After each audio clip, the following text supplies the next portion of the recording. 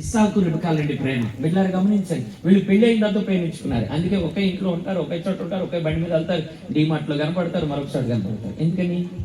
పెళ్లి అయిన తర్వాత ప్రేమించుకోవడం మొదలుపెట్టారు. కానీ పెళ్లికి ముందు ప్రేమించుకున్నారు. వీళ్ళు ఒక చోట నిలబడలేదు.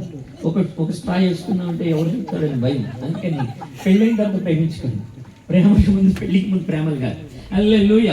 ప్రేమ ఉండాలి. రెండోది ఏంటి ఉండాలంటే సంతృప్తి ఉండాలి. సప్త సూత్రాలు కూడా చెప్పేస్తున్నాను, జస్ట్ 5 నిమిషాలు ముగిచ్చేస్తారు. మొట్టమొదటి వివాహ వ్యవస్థకి సప్త సూత్రాలు ఏంటి అంటే, ఒకటి ప్రేమ. ఈ ప్రేమ ఎలా ఉండాలంటే ఇస్సాకు రెబెకా లాగా పెళ్ళైన తర్వాత ప్రేమించుకోవాలి. ప్రేమకు ముందు, పెళ్లికి ముందు వివాహాల్లో ప్రేమలు ఉంటే చాలా తేడా పడుతుంది. రెండోది ఏంటంటే సంతృప్తి. ఈ సంతృప్తి ఎక్కడ ఉండాలంటే భర్త సంపాదన మీద కొంతమంది సంతృప్తి చెందుతారంట భార్య.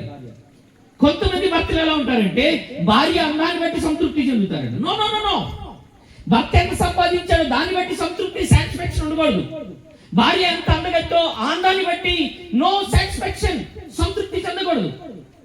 నా భార్య అలాంటిదన్నా బిట్లారా అందమే ఉందండి నేను అంటాను. మనం బాగున్నాం, బాగా ఇంత బాగా జడం చేసుకున్నాం, టైఫాయిడ్ వచ్చింది, మొత్తం ఊడిపోయింది, వదిలేద్దామా? ఆయన ఏదో కండలు వీరుడు అనుకున్నాం, టైఫాయిడ్ వచ్చింది, కండలన్నీ కరిగిపోయింది, వదిలేద్దామా? సంజయ్ ఏంటి చెప్పరేంటి? సాటిస్ఫాక్షన్ బిడ్డలారా కాదు. కాబట్టి సంతృప్తిగా బ్రతకాలి.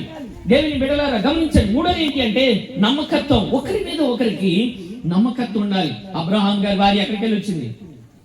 ఫరో గారి ఇంటికి వచ్చింది. కొంతమంది ఏం చేశారు? అక్కడికి వెళ్ళి వచ్చావే నువ్వు, నిన్ను ఏం చేయాలి? నేను పరీక్ష చేయాలి, పదా. అబ్రహాం గారు ఏం చేశారు? నా భార్య ఎక్కడికి వెళ్ళినా నొప్పు ఏంటంట, అప్పు కాదు నొప్పు. కొంతమంది భార్యలు అప్పులు చేస్తున్నారు.